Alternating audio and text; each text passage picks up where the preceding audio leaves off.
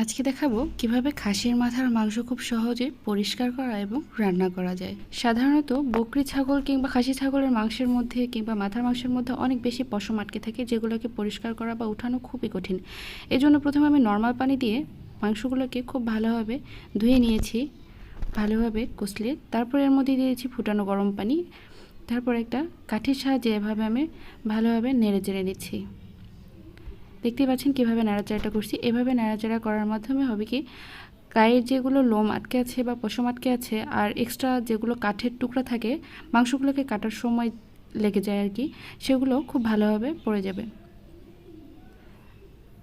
তারপর এভাবে আমি গরম পানিটাকে একটা সাইড কাত করে ফেলে দিয়েছি। তারপর আবার নর্মাল পানি দিয়ে এভাবে হাতের সাহায্যে খুব ভালোভাবে ঝাঁকিয়ে ঝাঁকিয়ে পরিষ্কার করে নিচ্ছি। চেষ্টা করবেন একটা বড় পাত্রের মধ্যে মাংসগুলোকে ধুয়ে নিতে, এতে করে বেশি স্পেসের মধ্যে পানি দিয়ে ঝাঁকিয়ে মাংসগুলো ধোয়ার ফলে খুব ভালোভাবে এটা পরিষ্কার হয়ে যায়।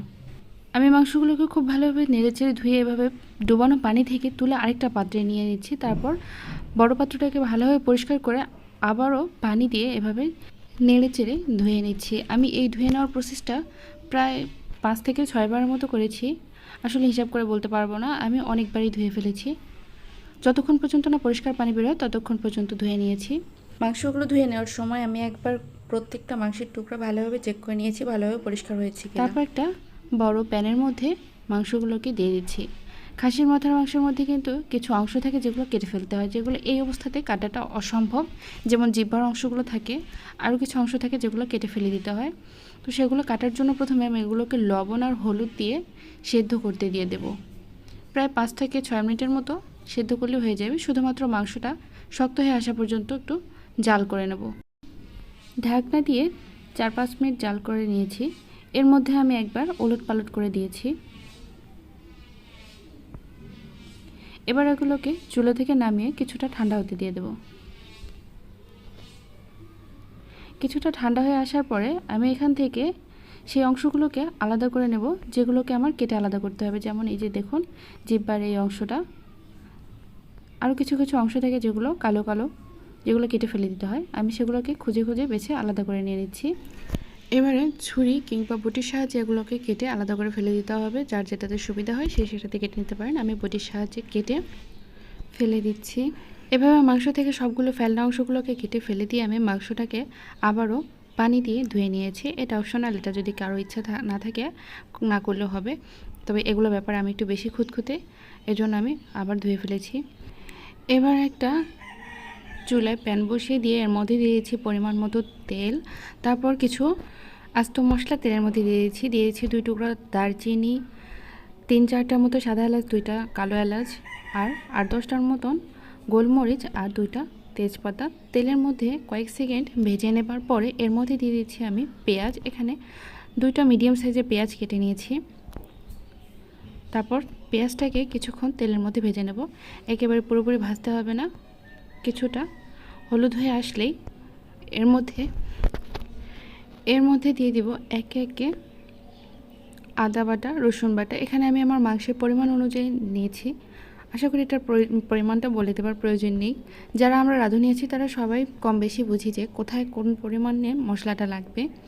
তারপর আমি বলে দিচ্ছি, এখানে আমি 1.5 টেবিল চামচ নিয়েছি আদা বাটা, 2 টেবিল চামচ রসুন বাটা, সাদা এলাচ আর কালো এলাচ বাটা দিয়ে দিচ্ছি। কালো এলাচ 2টা, সাদা এলাচ 5-6টার মতন। এবার তেলের মধ্যে এগুলোকে কিছুক্ষণ ভেজে নিয়ে নিব। এর মধ্যে এখানে দেওয়া উচিত ছিল জিরা বাটা, যেটা আমি ভুলে গিয়েছিলাম, একটু পরে সেটা অ্যাড করে দিয়েছি। তারপর এগুলোকে কিছুক্ষণ তেলের মধ্যে ফ্রাই করে নেব। জাস্ট 2 মিনিটের মতন মিডিয়াম টু লো হিটের মধ্যে এগুলোকে ফ্রাই করে নিচ্ছি। যখন পেঁয়াজ মশলাগুলো কালচে হতে শুরু করবে তখন এর মধ্যে দিয়ে দিব 1/2 কাপের মতন পানি। তারপর এখানে লবণ, হলুদ, জিরা বাটা আর গুঁড়া মশলা দিয়েছি। এখানে গুঁড়া মশলার মধ্যে গরম মশলা গুঁড়া আছে, সাথে আছে আরও 5 ফোড়নের গুঁড়া, ধনিয়া গুঁড়া আর জিরার গুঁড়া। আরও কয়েক মিনিট এগুলোকে ভালোভাবে কষিয়ে নেবার পরে এর মধ্যে দিয়ে দিব গুঁড়ামরিচ। গুঁড়ামরিচটা পরবর্তী শেষের দিকে দেওয়ার ফলে হবে কি, রান্নার সময় হাঁচি কাশির ভয়টা থাকে না, আর যার ফলে একটু সময় নিয়ে কষিয়ে নেওয়া যায়। আর রান্নার ব্যাপারে কষানোর বিষয়টা খুব ইম্পর্টেন্ট। তারপরে এগুলোকে ততক্ষণ পর্যন্ত কষিয়ে নেব যতক্ষণ পর্যন্ত না মশলাগুলো থেকে তেলটা আলাদা দেখা যায়, আলাদা হয়ে যায়, ততক্ষণ পর্যন্ত কষিয়ে নেব। তারপর চুলাটাকে বন্ধ করে দেব। এর পরের যে প্রসেসটা আমি করতে যাচ্ছি সেটা একেবারেই অপশনাল, যে যার মতো করে নিতে পারেন। আমি এরপরের মাংসগুলো প্রেসার কুকারে দিয়ে তারপর এর মধ্যে ওই ভুনা করা মশলাগুলো দিয়ে ভালোভাবে কিছুক্ষণ কষিয়ে নেব। আপনারা চাইলে যে পাত্রের মধ্যে মশলাগুলো ভুনা করে নিয়েছিলেন সেই পাত্রের মধ্যেও মাংসটাকে ভালোভাবে জাল করে নিয়ে সেদ্ধ করে নিতে পারেন, কিন্তু আমি প্রেসার কুকারে জাল করে নেব এই কারণেই যাতে করে মাংসর হাড়গুলো খুব ভালোভাবে সেদ্ধ হয়ে যায়। প্রেসার কুকারে সেদ্ধ করে নেবার ফলে মাথার মাংসের যে হাড়গুলো থাকে সেগুলো সবগুলোই খুব ভালোভাবে চিবিয়ে খেতে পারবেন। আর আসলে মাথার মাংসের মধ্যে তো হাড় থেকে বেশি কিছু থাকেও না, এর হাড়গুলো যদি নরম হয় তাহলে খেতে তো দারুণই হয়। এরপরে আমি খুব ভালোভাবে তেল মশলাগুলোর সাথে মাংসটা মাখিয়ে নিচ্ছি। তারপর চুলায় বসিয়ে দেবো। চুলায় বসিয়ে দেওয়ার পর মিডিয়াম টু লো হিটে রেখে প্রায় মিনিট 5 ধরে এটাকে কষিয়ে নেব। অল্প অল্প করে কুসুম গরম পানি দিয়ে কষিয়ে নিয়েছি। এরপরে ভালোভাবে কষিয়ে নেবার পর আমি এখানে কুসুম গরম পানি দিয়ে পরিমাণ মতো পানি দিয়ে ঢাকনা দিয়ে শেষ দিয়ে নেব 2 থেকে 3টার মতন। 2 থেকে 3টার মতো শেষ দিলেই হয়ে যাবে। প্রেসার কুকারে ঢাকনা লাগিয়ে শেষ দেওয়া পর্যন্ত অপেক্ষা করার মাঝখানে আমি আমার খাসি মাথার মাংসটাকে আরও স্পেশাল করে খাওয়ার জন্য একটা ভর্তা বানিয়ে নিয়েছি। খুবই সাধারণ ভর্তা, সেদ্ধ বেগুন আর সেদ্ধ মরিচ দিয়ে ভর্তা। বেগুন ভর্তার কাছে আমার কাছে দুনিয়ার সব কিছুই ফিকে হয়ে যায়। খাসির মাথার মাংসের সাথে যদি এই ভর্তাটা থেকে যায় তাহলে তো আমার কাছে খুবই অমৃতর মতো মনে হয়। এই 3টা মরিচ কিন্তু আমার বারান্দার গাছ থেকে পেরেছিলাম।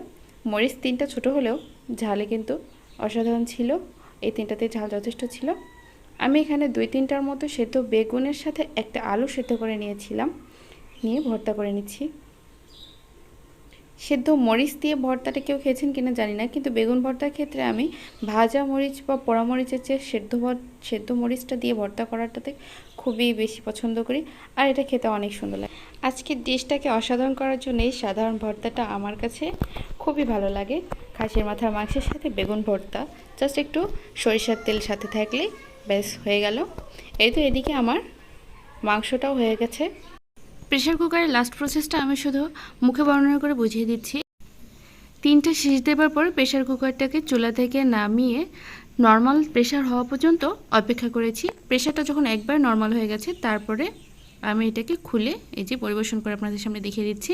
দেখুন ঝোলটা একেবারে খুব বেশি পাতলা হয়নি, খুব ভারীও হয়নি, আর মাংসটা খুব ভালোভাবে সিদ্ধ হয়ে গেছে। ধন্যবাদ। ভালো লাগলে অবশ্যই লাইক কমেন্ট করুন।